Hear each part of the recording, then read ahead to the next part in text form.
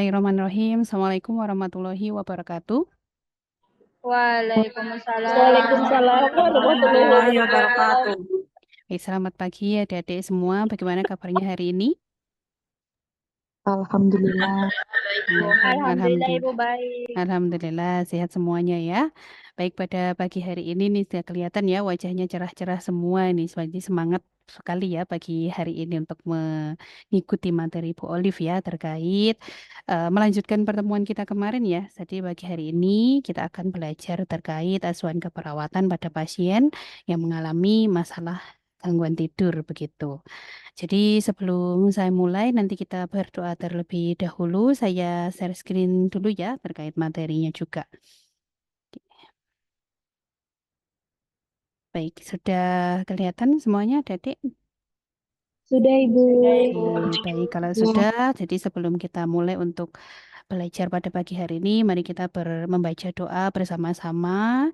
Ya, bagi yang beragama selain Muslim, silakan berdoa menurut agama dan keyakinan masing-masing. Berdoa, kita mulai. Bismillahirrahmanirrahim.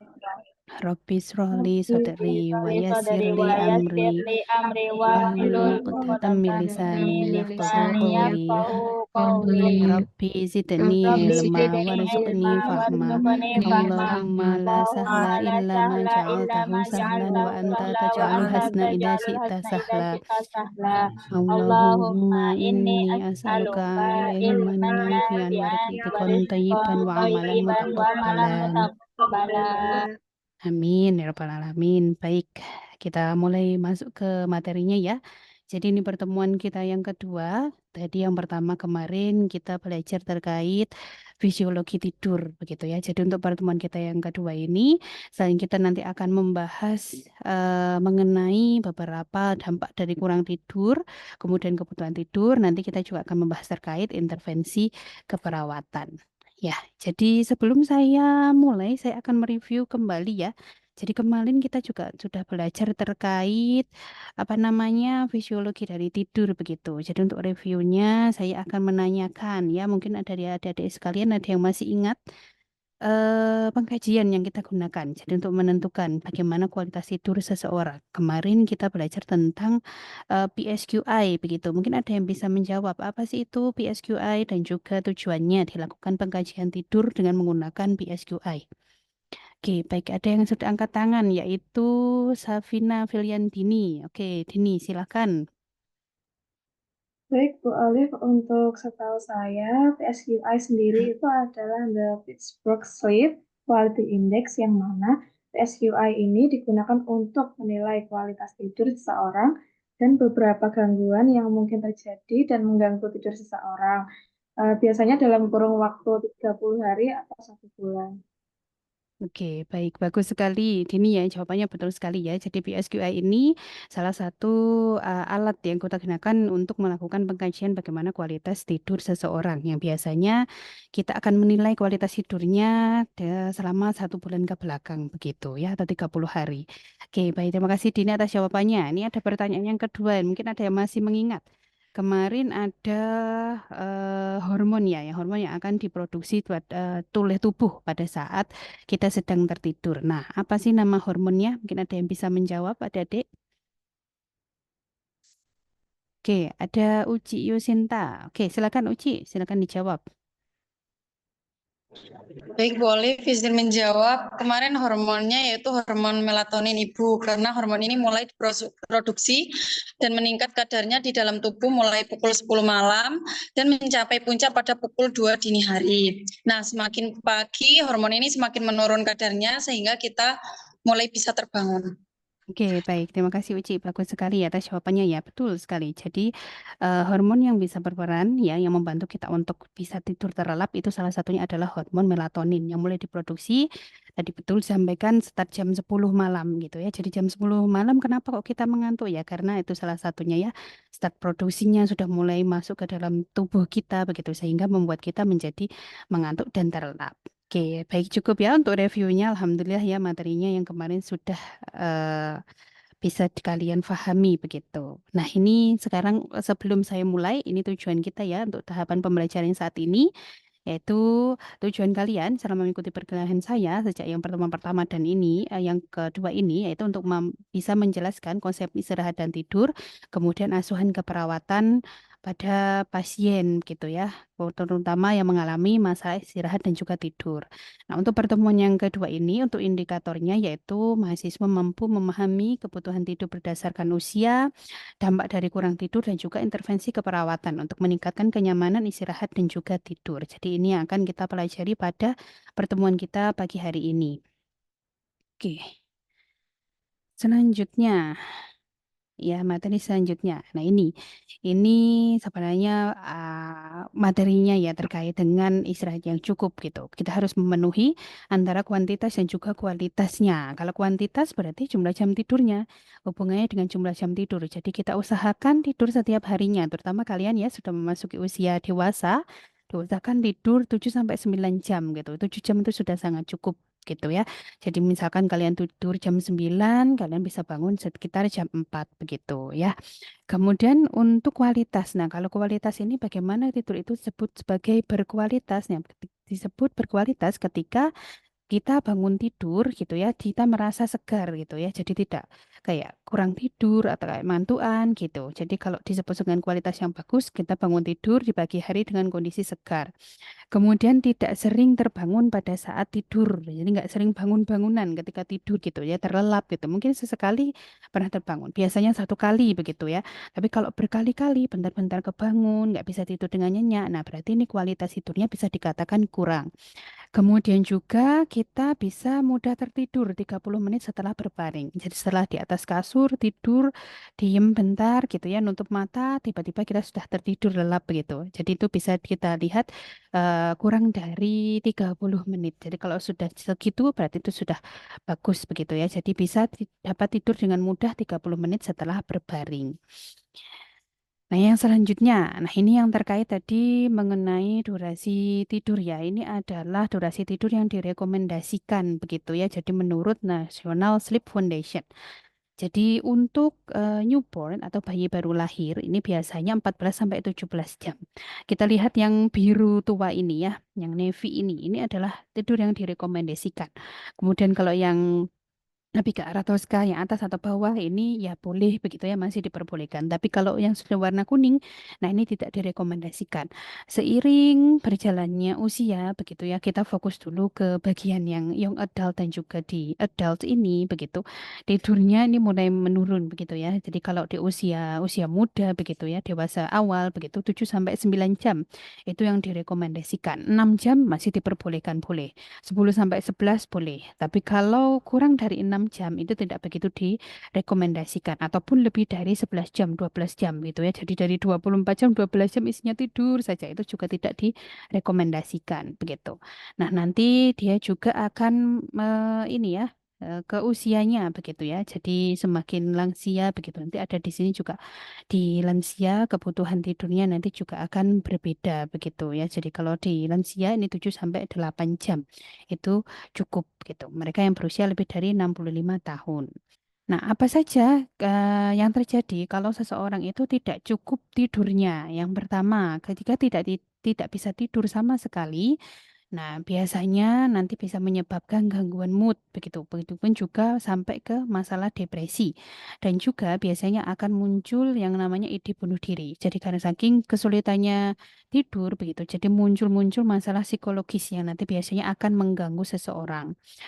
Kemudian akibat dari ketidakcukupan tidur salah satunya di sini adalah meningkatnya risiko atau insiden obesitas sebesar 1,45 kali. Mereka yang kurang tidur biasanya misalkan karena mungkin main game begitu ya terlalu lama atau mungkin melakukan hal yang lain gitu ya karena dia menggunakan berpikir begitu di malam hari biasanya nanti akan cenderung lapar gitu. Akhirnya mereka akan mulai untuk makan gitu. Jadi makannya sudah tidak sesuai dengan jadwal yang seharusnya. Karena memang di malam hari, kalau kita lihat di irama circadian di pertemuan sebelumnya, bahwa di malam hari ini sebenarnya sistem saluran pencernaan kita ini sudah menurun kerjanya begitu. Namun harus dipaksa lagi untuk apa ya istilahnya mencerna makanan gitu. Dan kemudian orang-orang yang sering begadang begitu. Biasanya di malam hari itu kan pasti sambil makan. Nah, kalau habis makan kenyang kemudian tidur, nah ini akan meningkatkan yang namanya insiden terjadinya obesitas. Kemudian kalau malamnya tidurnya tidak cukup, otomatis ketika beraktivitas di siang hari, mungkin ini akan terganggu. Salah satunya ya ini tadi biasanya akan mengantuk begitu ya. Nah, kalau mengantuk hati-hati kalau menyetir. Nah, ini agak berbahaya gitu ya. Kalau mengantuk sambil menyetir ini nanti bisa menyebabkan yang namanya kecelakaan kendaraan bermotor. Kemudian juga ya menurut beberapa penelitian gitu ya ketika seseorang tidurnya kurang cukup begitu biasanya nanti akan memiliki performa yang buruk baik di tempat kerja maupun di sekolah. Ya seharusnya di sekolah dia bisa konsentrasi belajar begitu dia harus mengantuk gitu karena semalam tidak tidur akhirnya tidak memperhatikan pelajaran sehingga performanya di sekolah nanti akan menurun. Begitupun di tempat kerja gitu ya nanti kelihatan sama bosnya ya kok tidur terus ini karyawannya begitu kok tidak bekerja. Nah, itu. Jadi ada korelasinya ya nilai jadi bisa menyebabkan nilai-nilai gitu terutama pelajar nilainya jadi rendah begitu ataupun nanti performa kerja menjadi buruk. Nah, ini kita fokus ke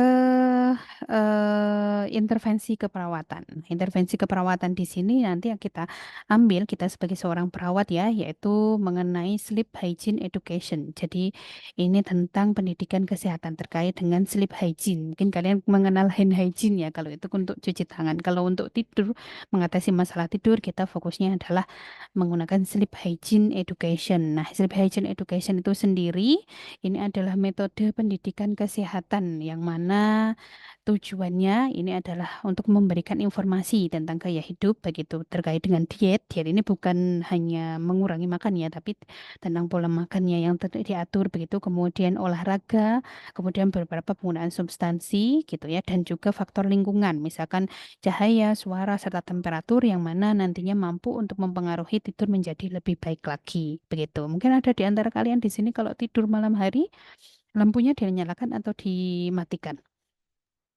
Dimatikan, Ibu. Dimatikan, Tiara dimatikan. Mungkin ada yang dinyalakan? Uci dimatikan, Dinyalakan, Ibu. dinyalakan. Siapa tadi yang menjawab dinyalakan siapa? Saya, Ibu. Iya, oke, dinyalakan. Kenapa itu dinyalakan? Takut? Karena kan saya takut tidur sendiri. Takut tidur sendiri. Tapi masih bisa tidur ya, gitu ya. Tidak terganggu? Tidak, masih bisa Tidak, tidur. masih bisa. Oke, ya.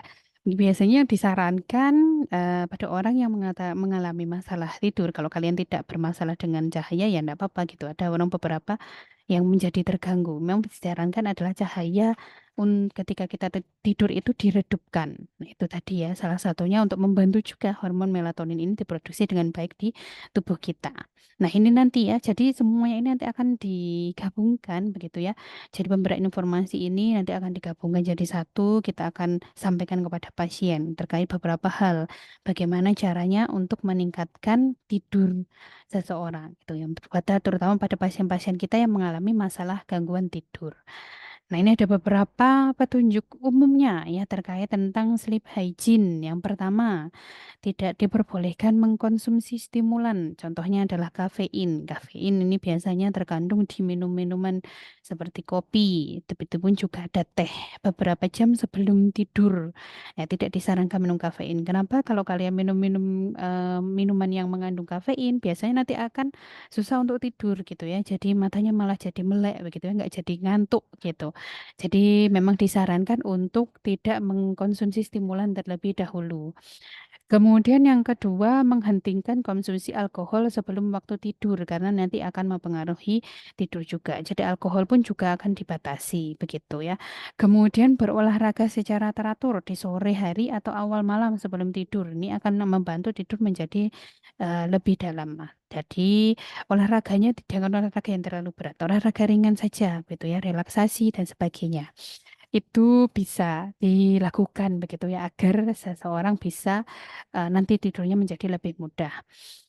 Kemudian yang keempat, kita berikan waktu sekitar 1 jam untuk beristirahat sebelum memulai waktu untuk tidur. Nah, biasanya misalkan kalau kalian tidurnya jam 9 gitu ya, jam 8 sudah dikurangi aktivitas-aktivitas yang beratnya begitu ya.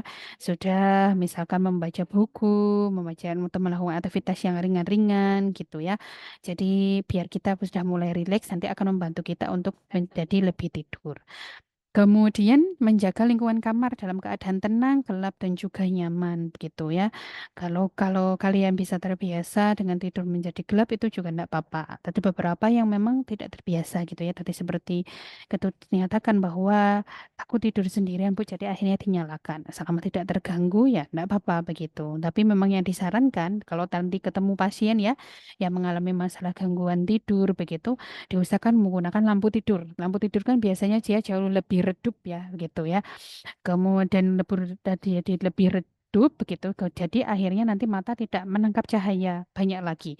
Saya ketika sudah tidak banyak menangkap cahaya, biasanya nanti akan hormon melatonin akan lebih mudah untuk keluar sehingga menyebabkan seseorang menjadi mudah mengantuk begitu. Kemudian keadaan tenang ya, biasanya kita batasi dengan suara-suara begitu. Mungkin kalian kalau tidur dalam kondisi mungkin lingkungan sekitarnya menjadi ramai itu kan jadi agak susah begitu. Dan juga pastikan nyaman gitu ya. Mungkin kasurnya, alat tenunnya dan sebagainya dipastikan untuk nyaman sehingga nanti akan membantu kita untuk lebih mudah untuk tertidur. Kemudian kita menyediakan informasi dasar mengenai tidur yang normal. Jadi kita sampaikan kepada pasien seperti apa sih fisiologis tidurnya, tahapan-tahapan tidur. Nanti kita akan melewati tahapan REM gitu, non REM begitu. Kemudian hormon apa yang bisa berperan ketika kita tidur, bagaimana cara meningkatkan hormon tersebut sehingga memudahkan kita untuk tertidur begitu. Nah, ini kita sampaikan beberapa informasi dasarnya sehingga pasien akan tahu begitu. Oh, pentingnya tidur ini begini ya gitu ya. Saya ini harus tidur berapa lama ya. Nah, itu nanti akan bisa dipahami oleh pasien sehingga membantu ya istilahnya mereka bisa mensugesti dirinya agar bisa tertidur, agar bisa berkurang gitu ya gangguan tidurnya. Kemudian yang ketujuh, nah yang ketujuh di sini kita bisa menganjurkan pasien untuk makan makanan yang gizi seimbang begitu ya. Kemudian kita tidak sarankan pasien untuk makan yang terlalu banyak atau makan berat sebelum waktu tidur. Itu tadi ya, kalau terlalu berat begitu ya makanannya gitu ya, apalagi terutama yang tinggi karbo begitu ya, tinggi karbohidrat. Nanti biasanya 1 jam 30 menit itu sudah merasa ngantuk. Nah, nanti kalau habis makan usahakan kita harus berolahraga ringan dulu ya, jalan mungkin ya. Jadi tidak langsung tertidur. Kalau langsung tidur nanti akan meningkatkan risiko terjadinya obesitas juga begitu. Jadi kita biasanya menganjurkan pasien untuk makannya 2 jam sebelum tidur begitu. Jadi misalkan kalau tidur jam 9 berarti maksimal makan malam itu jam 7. Jadi jangan makan malamnya jam 8, jam 9 tidur itu jangan gitu ya. Jadi usahakan diberikan jeda 2 jam sebelum kita mulai untuk tidur. Ini ya, jadi kita dan kita anjurkan juga untuk makannya dikonsumsi mengandung gizi yang seimbang. Kemudian ada beberapa anjuran juga yang kita gunakan begitu ya. Jadi misalkan di sini kita menganjurkan pasien untuk minum minuman, contohnya adalah susu ya, jadi susu hangat sebelum tidur karena ini ada kandungan L-triptopan, yang mana kandungan L-triptopan ini sebagai salah satu komponen susu yang bisa membantu pasien untuk tidur. Nah, kemudian yang ke-9, nah kita anjurkan juga pasien untuk mengurangi tidur siang yang terlalu lama. Ya, tidur siang di sini hanya diperbolehkan maksimal 30 menit. Jadi kalian boleh kok tidur siang itu, tapi jangan lebih dari 30 menit. Nanti kalau terlalu panjang, nanti malamnya jadi susah untuk tidur. Ya, jadi 30 menit itu berarti sekitar ya, sekalian bisa melakukan tidur siang ini ya jadi habis mungkin yang muslim sholat begitu ya, sholat duhur gitu. Mungkin jam 1 itu kalian bisa tidur dulu 30 menit, 15 sampai 30 menit itu sudah bisa dianjurkan. Nah, bisa dilakukan sekitar jam 1 sampai jam 3 sore hari gitu ya. Jadi jam 1 siang sampai jam 3 sore hari ini diperbolehkan. Nah, yang penting tidak melebihi dari 30 menit.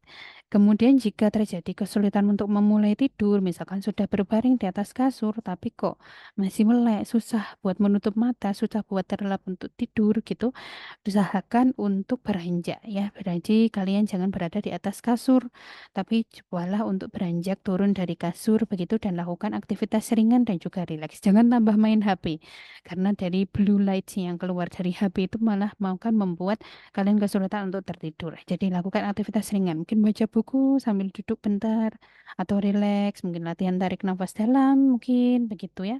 Atau menggunakan musik yang rileks begitu nanti baru kalau sudah mulai mengantuk balik lagi ke kasur gitu. Memang sangat dianjurkan juga ya di kasur itu di depan kasur itu diusahakan tidak ada TV begitu ya, ataupun mungkin laptop atau apa begitu ya jika melakukan aktivitas apapun selain tidur di atas kasur gitu.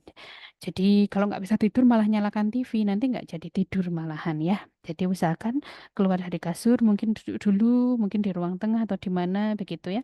Atau kalian yang di kos ya duduk dulu begitu ya. Lakukan aktivitas yang ringan sebentar rileks baru kalau sudah mulai mengantuk tidur lagi. Ini yang dianjurkan seperti itu. Kemudian juga bisa melakukan aktivitas yang merilekskan, seperti misalkan mandi air hangat sebelum tidur begitu ya, mendengarkan musik yang kalem begitu, atau mungkin murotal itu juga bisa. Lalu juga bisa kalian membaca buku, olahraga ringan sebelum waktu tidur itu juga bisa dilakukan. Yang penting jangan olahraga yang terlalu berat, nanti malah semakin berat malah bingung nanti nggak bisa tidur gitu. Ya. Oke, ini adalah beberapa intervensi keperawatan yang dilakukan oleh perawat ya, nanti akan membantu agar pasien-pasien mudah-mudah untuk tertidur. Nah, ini ada beberapa website yang penjelasan dari saya ya terkait intervensi keperawatan untuk membantu pasien mengatasi masalah tidurnya. Mungkin dari adik-adik ada beberapa hal yang belum jelas, mungkin ada yang mau bertanya? Oke, yang pertama, ini ada pertanyaan nih dari Hatun Nuriyah. Silahkan Hatun Nuriyah, ada pertanyaan apa?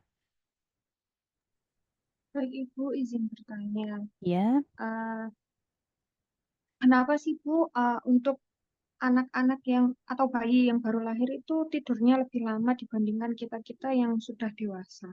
oke, baik. Terima kasih pertanyaannya ya. Ini saya tampung dulu. Ini ada satu juga penanya. Ini ada Imam Fahril. Ya, Fahril, silakan. Fahril mau bertanya tentang apa? Baik, terima kasih Ibu. Di sini saya ingin bertanya terkait dari materi yang Ibu sampaikan tadi. Untuk pertanyaan saya, kemarin itu saya pernah membaca di artikel bahwasannya itu kenapa orang yang merokok itu sangat berpengaruh juga karena susah tidur, Ibu.